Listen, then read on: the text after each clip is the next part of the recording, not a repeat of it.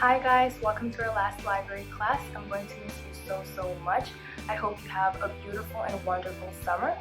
I'm going to be reading you a book today written by a Dominican author. His name is Junot Díaz. It is a beautiful book and full of colors. I hope you really enjoy it. After we're done, Ms. Josmi is going to let you know what you're going to be doing. Islandborn by Junot Díaz, illustrated by Leo Espinosa. Islandborn. Islandborn by Junot Díaz, illustrated by Leo Espinosa. Every kid in Lola's school was from somewhere else. Hers was the school of faraway places. Mai was from a city so big that it was like its own country. India and Camila were from a stony village at the tippy top of the world. Mateo had lived in a desert so hot even the cactus fainted. Nu was born in a jungle famous for its tigers and poets. And Lola was from the island. So when her teacher, Ms. Obi, told the class, please draw a picture of the country you're originally from, your first country, and bring it in tomorrow, everyone got super excited. I'm going to put in pyramids, said Dahlia, and I'll draw a canal this long, Franklin said. There's gonna be a moon goose in mine, Nelson yelled. Nelson always yelled. Everyone was talking about their drawings, everyone but Lola. Lola, you see, loved to draw, but she had left the island when she was just a baby, so she didn't remember any of it. Lola raised her hand. She hated raising her hand, almost as much as she hated Nelson's yelling. Miss, what if you don't remember where you're from? What if you left before you could start remembering? No problema, Miss Obi said. Are there people around you who do remember? Like my whole neighborhood, Lola said, and they're always talking about the island. Well then, Miss Obi started, maybe, but Lola finished her sentence. I should talk to everyone who does remember. I should draw from their memories. That's a very good plan, Lola, Miss Obi said with a smile. Lola started feeling better about the assignment. But then she saw all the other kids chatting excitedly about what they were going to draw, and it made her sad. Everyone was remembering their first home, even Nelson, who forgot everything. Nelson even forgot his last name once, for like an hour. Lola had always wanted to remember the island, but no matter how hard she tried, she never could. It was like a familiar word just at the tip of your tongue. But instead of a word, this was an entire world. Lola closed her eyes and tried to recall anything about the island, but nothing came up. She kept trying all through the school day. To help her focus, she put her fingers on the sides of her head, like her abuela's psychic sometimes did. Are you okay? Her cousin Leticia asked as they walked home from school together. I have to draw a picture of the island, Lola explained, but I was just a baby when we left. Prima, you have to help me. I don't remember a lot either, except for the bats. They were as big as blankets, and they used to chase after me at night. Blanket bats. Lola pulled out her notebook and began to sketch. Leticia stopped Mrs. Bernard, who always sold them crispy empanadas, after school. Mrs. Bernard, what do you remember most about the island? Why, the music, of course. The whole country is like the inside of a guira, like the inside of a drum. You mean like our neighborhood? Lola said. The neighborhood had so much music, it was like a radio with dial broken off. On the island, there was even more music. There's more music than air, and everyone is always dancing. Even their sleep people dance. Sleep dancing, Lola sketched. Leticia led Lola into the barber shop that her brother Jonathan owned. Lola has to do an assignment about the island. She needs to know what you remember most about it. Huepa, said Jonathan, laughing. The agua de coco. How wonderful it tastes when you drink it right from the coconut. Mr. Rodriguez sat up in the chair, and the mangoes are the size of your head and so sweet. They make you want to cry, Lola said. She loved mangoes. That's it exactly. How much color there is, said the woman waiting with her son. Colorful cars, colorful houses, flowers everywhere. Even the people are like a rainbow. every shade ever made. Like us in here, Lola said. Even more color, the woman said. Agua, mango heads, rainbow people. Lola was trying to keep up. The island sounds so beautiful. Why did we even leave? Well, it isn't all beautiful, the woman's son said. The heat is on you like 5 bullies. The oldest barber murdered, and other things. Like what? Lola wanted to ask, but the oldest barber had already turned away. In the lobby of their building, the cousins ran into Mr. Mir, the superintendent. Leticia called out, "Hey, Mr. Mir, can you tell us what you most remember about the island?" "Nobody cares about that old stuff," Mr. Mir grumbled. "Just be glad that you live in here." "Don't listen to him," Leticia said. "Keep going and call me later if you need any help." "I will," said Lola. When Lola got into the elevator, she put her fingers on her temples and closed her eyes. "Island," she called, like it was a cat. But like a cat, the island didn't come. At home, Lola found her abuela at the kitchen table trying to finish a puzzle. Abuela loved puzzles. "Abuela, I'm supposed to draw a picture of the island from school. But I don't remember it." "Why don't I remember it?" "Hija, you were just a baby when you left." "But the other kids remember. Just because you don't remember a place doesn't mean it's not in you." "Will you tell me what you remember most?" Lola asked. "Of course. What I remember most is the beaches. Hija, our beaches are poetry.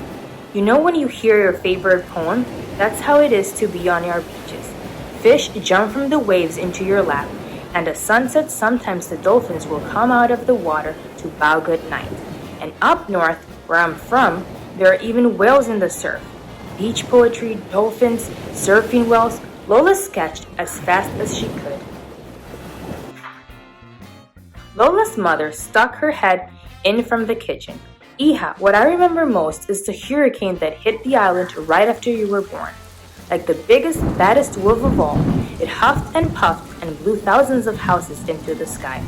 "Where were we?" Lola asked, her eyes wide. "We were hiding under the bed is where we were," Abuela said. "That's right," her mother said. "And you know what? You never cried once. You were such a brave little girl." "I wish I could remember that," Lola sighed. "Well, it happened," her mother said. "You might not remember the island, but it remembers you." "You should really talk to Mr. Mir," Abuela suggested. "He knows more about the island than almost anybody." "We tried asking him," Lola said, "but he didn't want to help. Mr. Mir can be a little grouchy sometimes. Let me talk to Mrs. Mir. I bet we can get him to help." Abuela called downstairs and shouted at Mrs. Mir, who then shouted at Mr. Mir. The old people were always shouting at each other. That's how they talked. Maybe Nelson was an old person in training. "Go on down," Abuela said. Mr. Mir said he would try to help.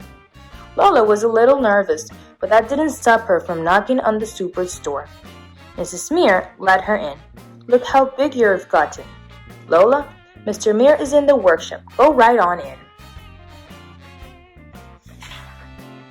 Mr. Mir looked up from the contraption he was fixing. "Your grandma says you've been interviewing people about the island." Lola nodded nervously. "Yes, sir. It's for a class assignment." "What have they told you?" She flipped through her sketches. "Bad blankets, more music than air, fruit that makes you cry, beach poems, and a hurricane like a wolf."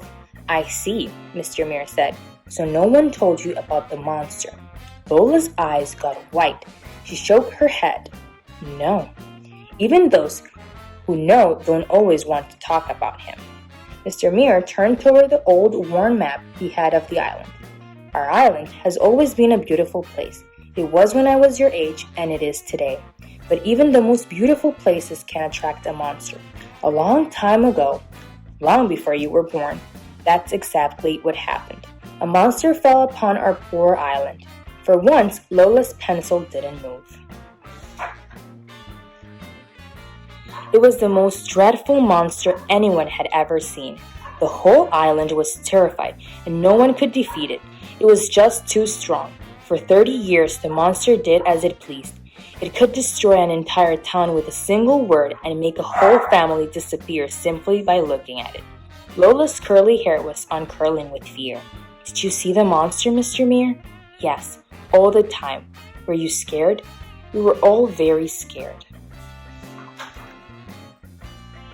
Lola's heart was pounding. So what happened next, Mr. Mir? What should always happen to monsters. Heroes rose up, strong, smart, young women just like you, Lola, and a few strong, smart young men too. They got tired of being afraid and fought the monster. What a titanic battle that was. The whole island shook from their struggle. The monster tried all of its evil tricks, but in the end, the heroes found the monster's weakness and banished it forever. Wow, Lola whispered.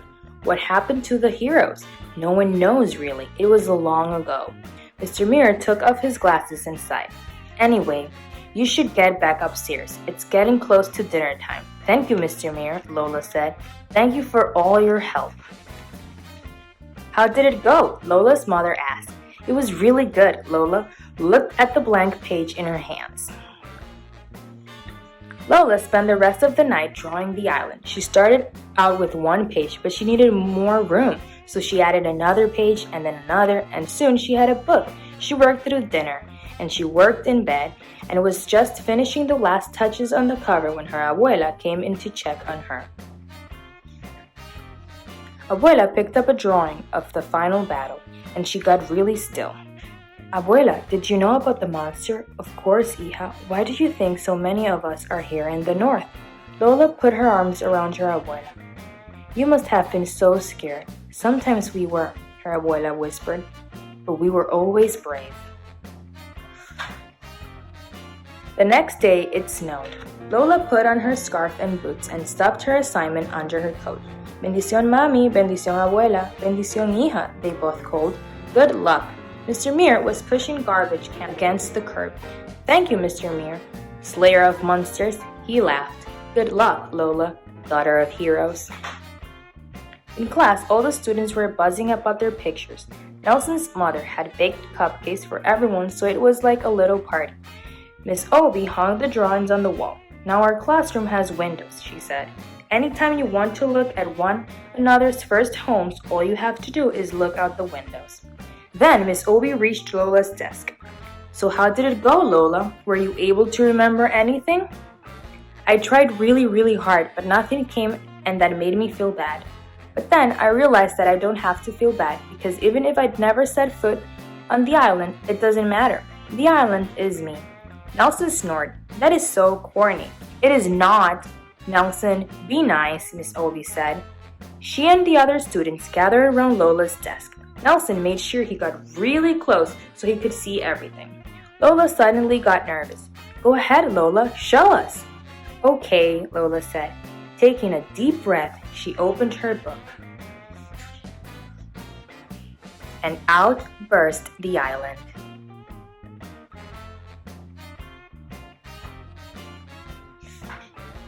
The end.